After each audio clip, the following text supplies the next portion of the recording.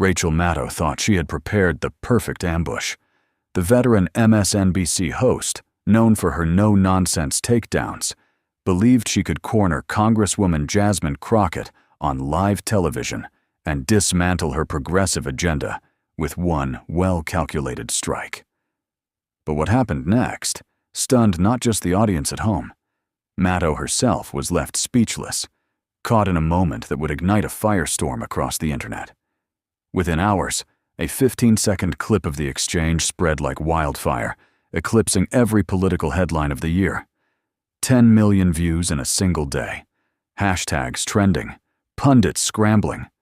A national conversation erupting about media power, accountability, and what happens when the tables turn on one of cable's most formidable interviewers.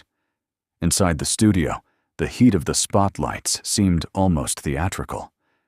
Maddow leaned forward with her trademark intensity, glasses reflecting the glare, every movement projecting control.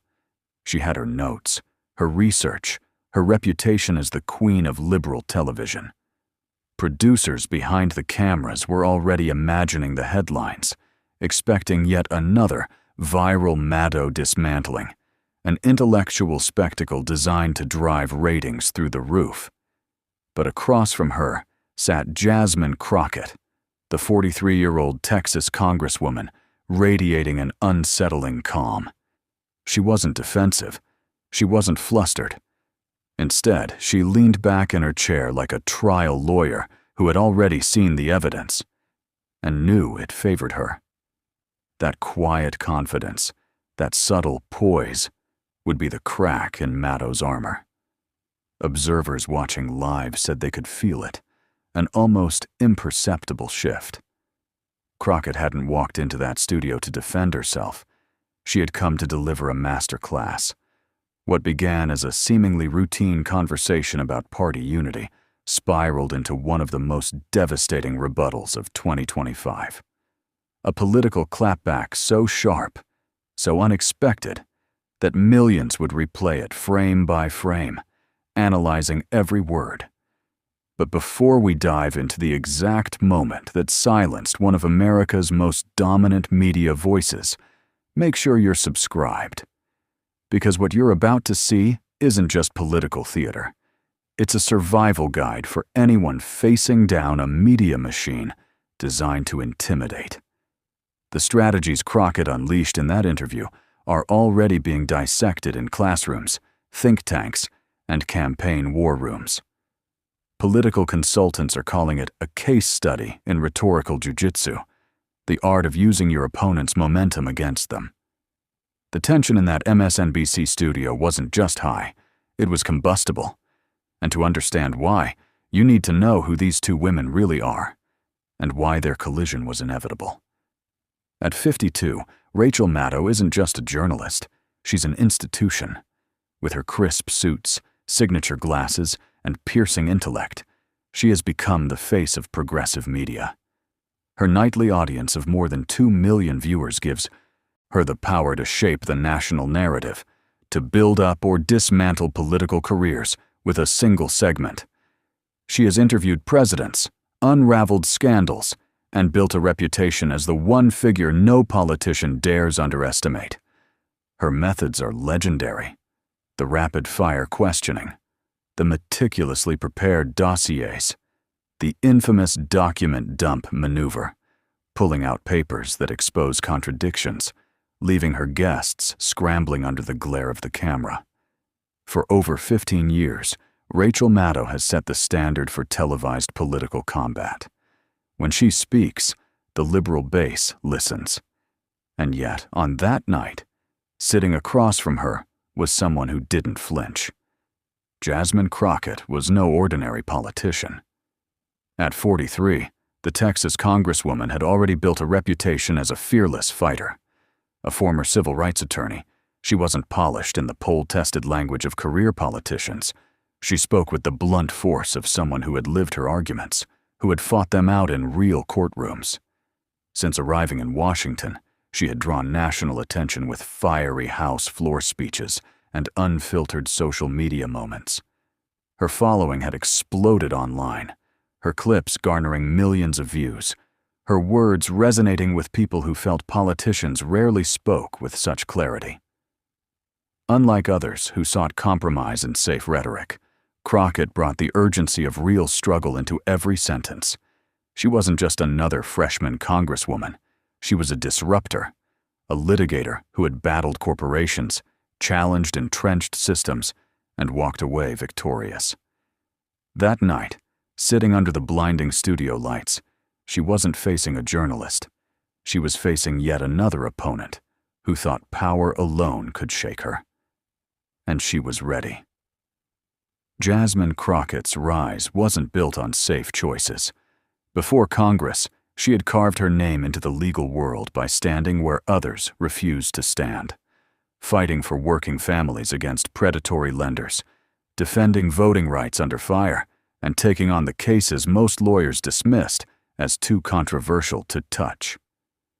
One of her defining victories came when she battled a major bank accused of systematically denying loans to black families. 3 years of grueling litigation later, Crockett emerged with a landmark win, a victory that echoed far beyond the courtroom. That history made her uniquely dangerous in the setting she now faced. Because Crockett wasn't just another politician rehearsed by media trainers. She was a seasoned trial lawyer who had spent her career dismantling arguments. In real time, under pressure, against opponents who thought they had her cornered. She knew how to control tempo, how to flip the burden of proof, and above all, how to handle bullies. The interview was framed as a discussion on Democratic unity ahead of the 2026 midterms. But beneath that framing was Maddow's familiar critique of the progressive wing. Too much, too fast, too radical.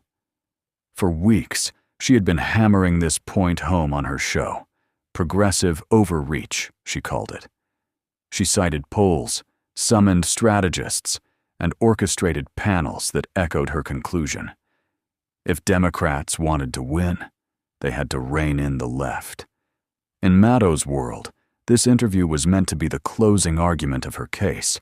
Crockett would sit in that chair, under those lights, and be pressed into admitting what Rachel had been saying all along, that progressive policies were liabilities, that bold ideas were costing Democrats crucial voters, and that new voices needed to take their cues from the party's old guard. It was supposed to be the final nail in a narrative months in the making. But what Rachel didn't know was that Jasmine had prepared, too, and she hadn't come to play defense. She had come to dismantle the case Maddow thought she had already won. From the opening moments, the tension was unmistakable. Crockett sat relaxed, but her eyes betrayed a sharpness, a readiness. She wasn't here to nod politely while Maddow's framing dominated the segment. She was here to fight for the ground itself.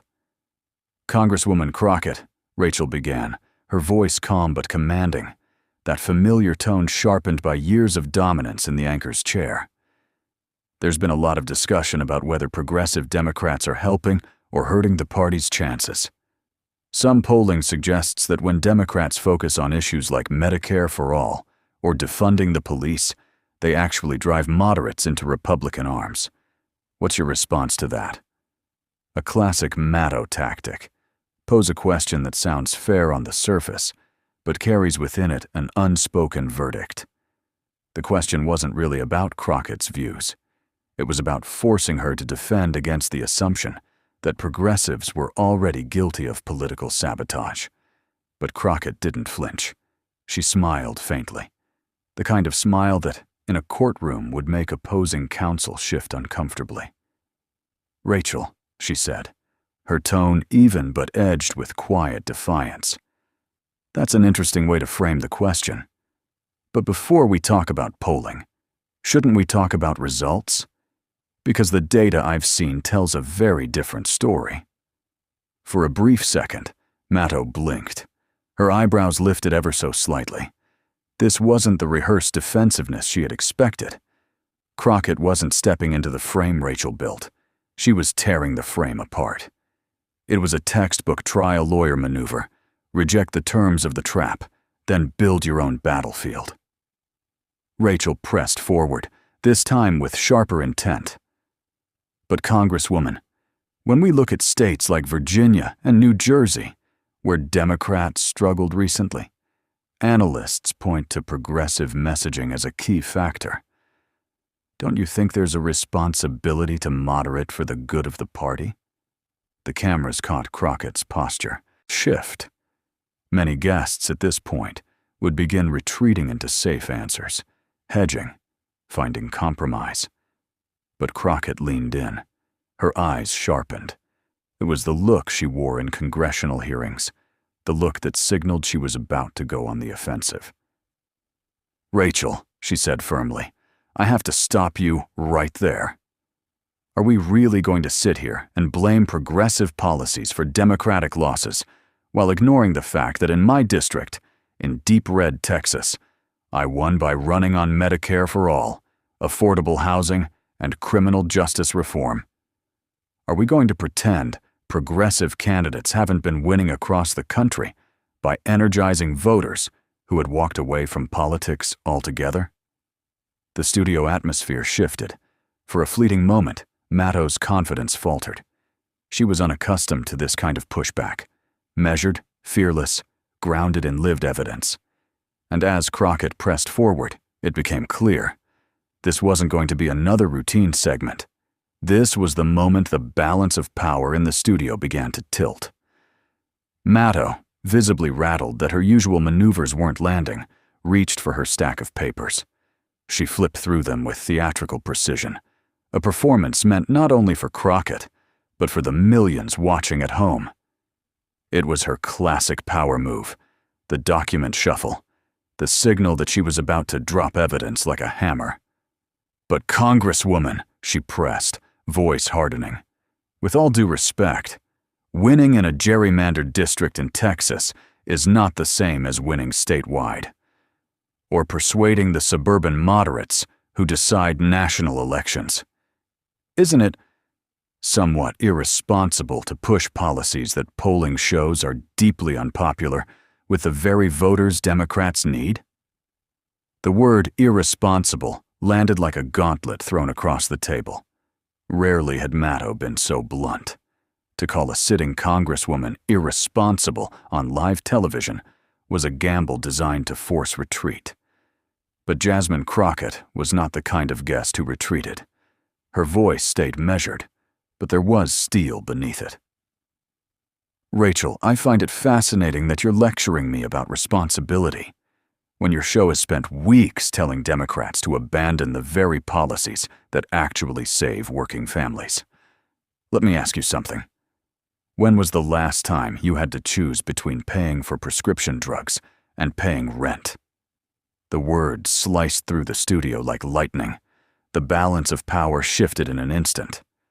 For the first time, Rachel Maddow, the master interrogator, was put on the witness stand. "My personal circumstances aren't really relevant to this discussion," she deflected, but her voice lacked its usual authority. "Oh, but they're absolutely relevant," Crockett fired back, her tone rising with conviction.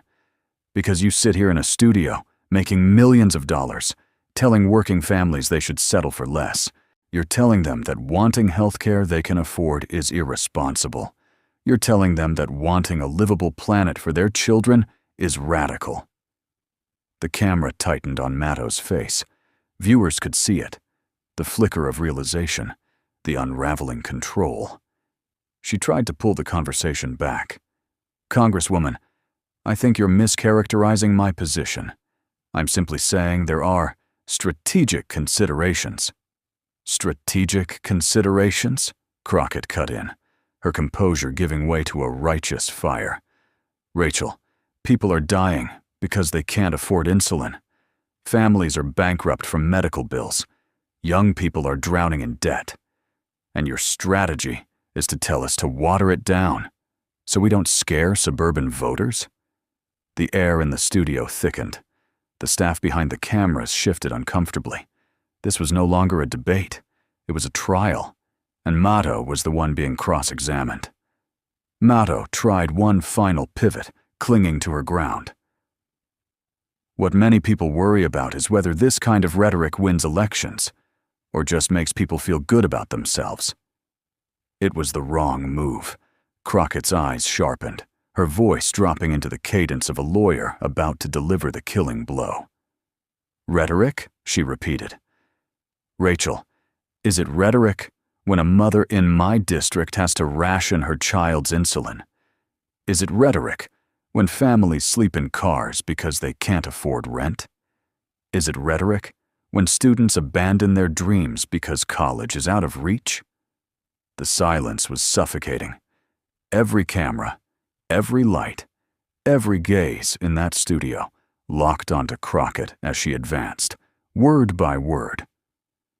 You want to know what rhetoric is? She continued, leaning forward. Rhetoric is sitting in a television studio, taking millions from corporate advertisers, and then telling the people who fight for working families that they need to tone it down. That's rhetoric. The room froze. Even the hum of the camera seemed louder. The crew held their breath, aware they were witnessing a career-defining moment. And then came the line, the one that would explode across every platform, replayed millions of times, dissected in classrooms and campaign headquarters alike. Crockett looked directly into the camera, then back at Maddow, and delivered it with surgical precision. Rachel, you want to talk about irresponsible? What's irresponsible is a media personality making $7 million a year, telling working families that fighting for their survival is too radical. What's irresponsible is someone who hasn't faced real struggle in decades, lecturing people who are fighting for their lives about political strategy. The blood drained from Maddow's face. Her mouth opened slightly, but no words came out. For the first time in her storied career, Rachel Maddow was struck speechless. But Crockett wasn't finished. Her voice steadied, now carrying the authority of someone who had flipped the narrative entirely. You want real polling? She asked. Real polling shows that when Democrats run on Medicare for all, we win. When we fight for canceling student debt, we win. When we stand up for working families, not just in words, but in action, we win. And in that moment, the interview ceased being an ambush. It became a reckoning. Crockett reached for her phone. On most shows, that would have been considered disrespectful, maybe even career suicide. But here, in this moment, it felt entirely natural, like a lawyer pulling out the final exhibit in a trial. You want numbers, Rachel? Fine. Here are numbers. She held up the screen, her tone cutting. In 2022, every single Democrat who co-sponsored Medicare for All and actually campaigned on it won their election. Every single one. Meanwhile, the candidates who ran from progressive policies, they lost. She lowered the phone and locked eyes with Maddow, who sat frozen, struggling to summon a response. Crockett's voice pressed on, steady and relentless. So before you sit here and tell me that fighting for my constituents is irresponsible, maybe you should ask yourself, when was the last time you actually spoke to a working family? When was the last time you worried about paying the bills? When was the last time you had to choose between being politically convenient and being morally right? Finally, Maddow found her voice, but it was shaky, stripped of its usual command. Congresswoman, I think you're being unfair.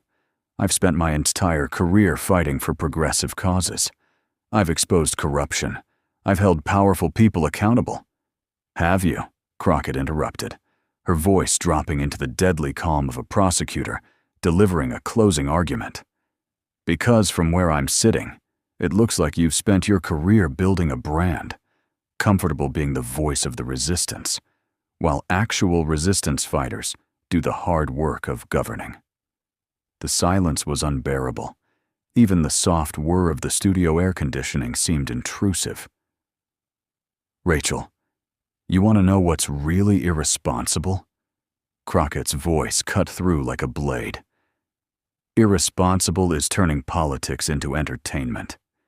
Irresponsible is treating people's lives like a game, where the only thing that matters is whether Democrats win or lose, not whether families live or die. And then came the line that detonated across the internet like an earthquake. You sit in your ivory tower, judging those of us in the trenches. But let me tell you something, Rachel.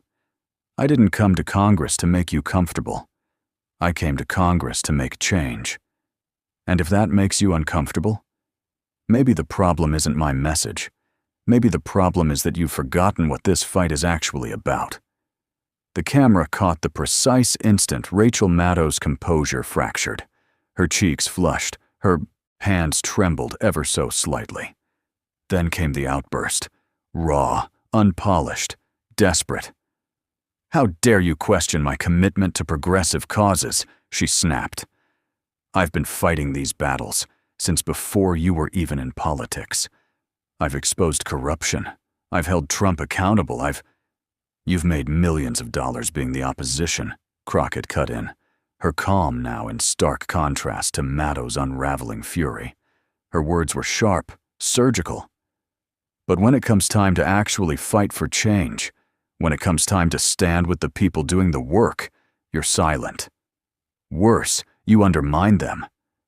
Maddow's mask was gone. Anger flushed across her face. "I cannot believe the disrespect." "Disrespect?" Crockett leaned forward, her voice surging with defiance. "The disrespect is telling families their struggles don't matter because they're not politically convenient.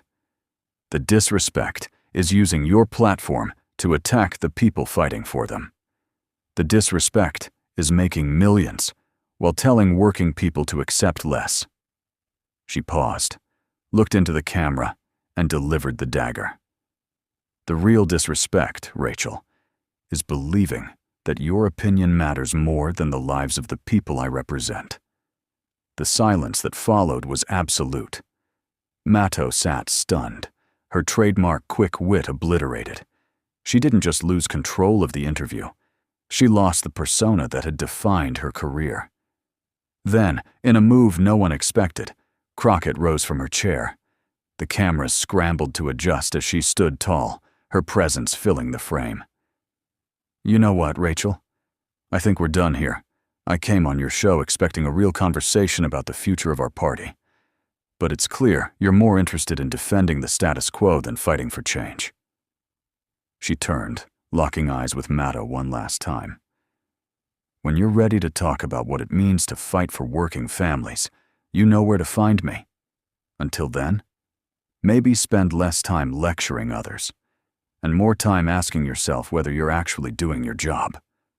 And with that, Jasmine Crockett walked off the set. Rachel Maddow remained frozen in her chair, silent, pale, and utterly unmoored. The cameras kept rolling, capturing the stunned stillness of a broadcast gone off the rails. Producers scrambled behind the scenes, desperate to fill the 12 gaping minutes left in the segment. The interview had been scheduled for 20 minutes. It lasted 8.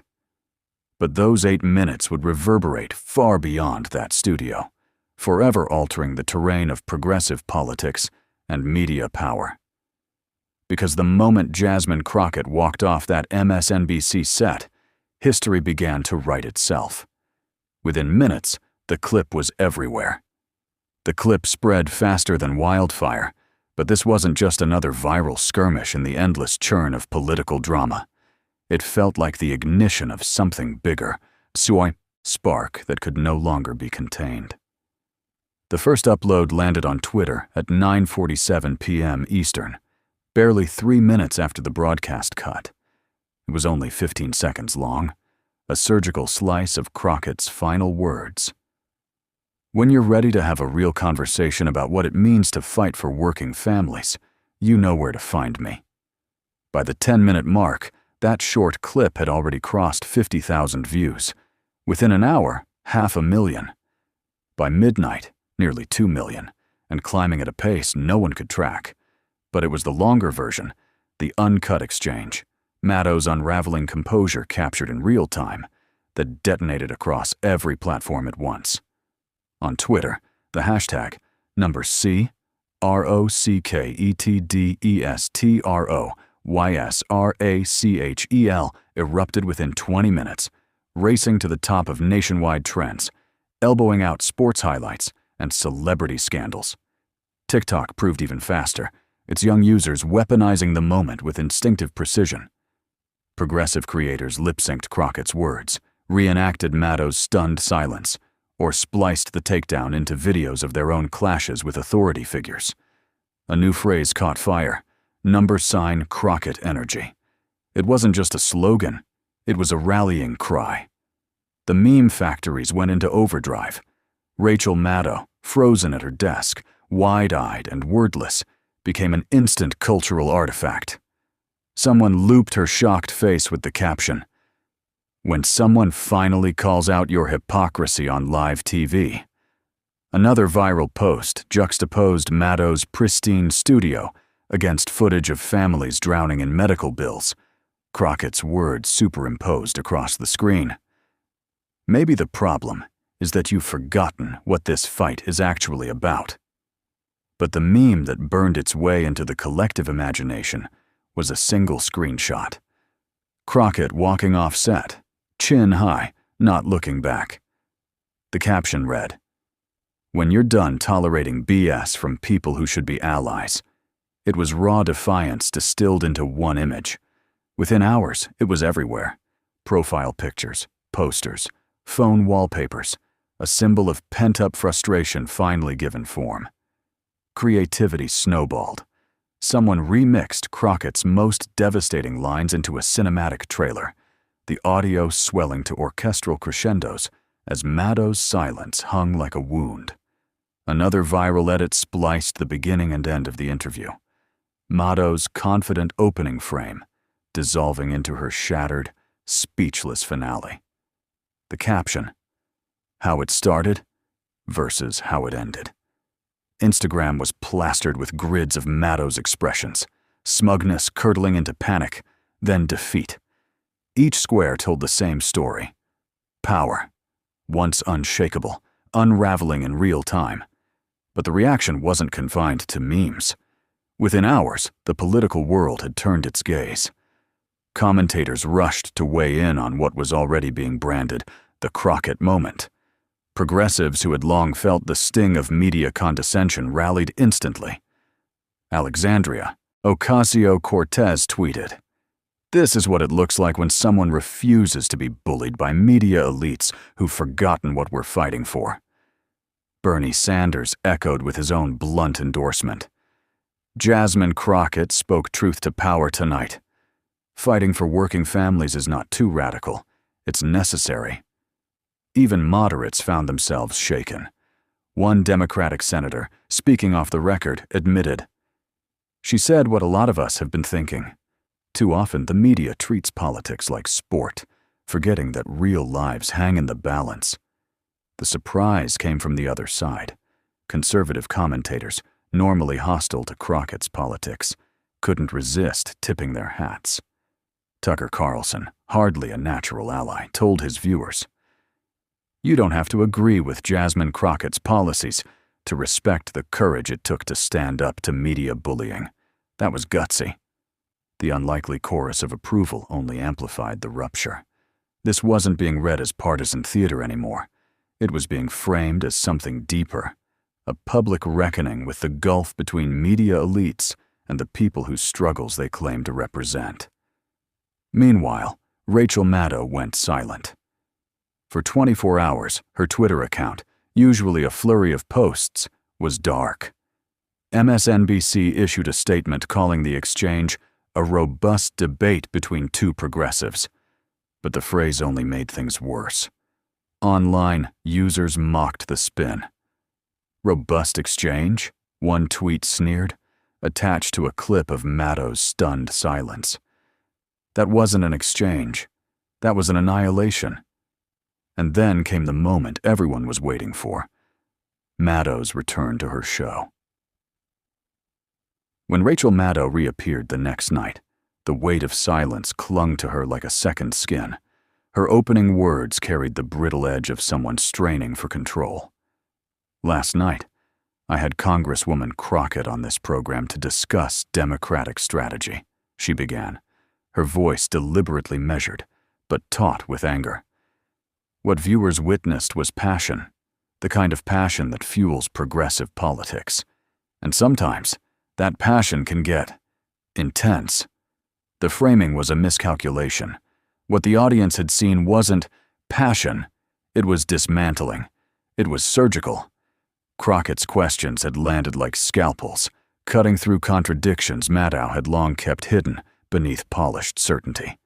And people knew it. The internet, merciless as ever, erupted within minutes. Passionate destruction started trending, not as praise but as mockery. Legal analysts weighed in, pointing out that Crockett had conducted what looked less like an interview and more like a courtroom cross-examination, exposing Maddow's assumptions, forcing her into silence, and leaving her visibly unraveling on her own stage. What viewers recognized, and what Maddow's spin couldn't conceal, was precision. The kind of precision that doesn't just win arguments, but changes the terms of debate. But beneath the noise of memes, hashtags, and pundit takes, something deeper was shifting. For years, figures like Maddow had acted as gatekeepers of the progressive movement, deciding which ideas were viable, which politicians were worthy of amplification, which boundaries couldn't be crossed. That illusion shattered in real time. Crockett's performance proved that progressive leaders didn't need elite media approval to be heard. In fact, the confrontation suggested they might be stronger without it. The ripple effect was immediate. Young activists, long disillusioned with what they saw as a timid, overly cautious liberal media, suddenly had a figurehead who embodied their frustration. Older progressives, veterans of movements, where the press once held power accountable rather than cushioning it, began asking whether liberal media had grown too comfortable, too close to the institutions it claimed to challenge. The numbers told the story most clearly. Within 48 hours of the interview, Crockett's campaign raised more than it had in the previous 3 months combined. Contributions poured in from across the country, many accompanied by notes explicitly referencing the Maddow clash. The momentum didn't stop with Crockett. Progressive candidates nationwide saw surges in fundraising as donors sought out leaders who would fight with the same ferocity. What the public was demanding was unmistakable. Not just opposition to Republicans, but defiance against an entire establishment, including the media figures who had once been considered allies. In the weeks that followed, a subtle but unmistakable shift took place. Progressive politicians began stepping into interviews differently, where once they might have tread lightly, eager not to offend liberal hosts, they now pushed back, challenging questions that felt disconnected from their community's realities. Crockett's strategy was becoming a template. Organizations followed.